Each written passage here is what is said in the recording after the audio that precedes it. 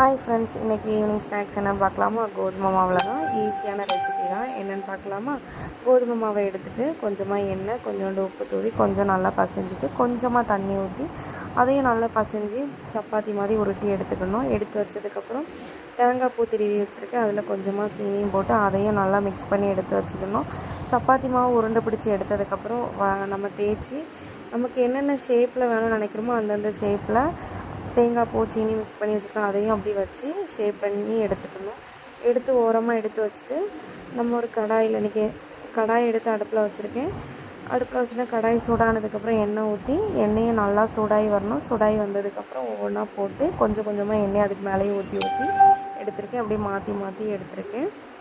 எடுத்ததுக்கப்புறம் அது நல்லா பொன்னிறமாக வந்துட்டு நம்ம அடுப்பை சிம்மில் தான் வச்சு செய்யணும், இல்லைன்னா கரிஞ்சிரும்.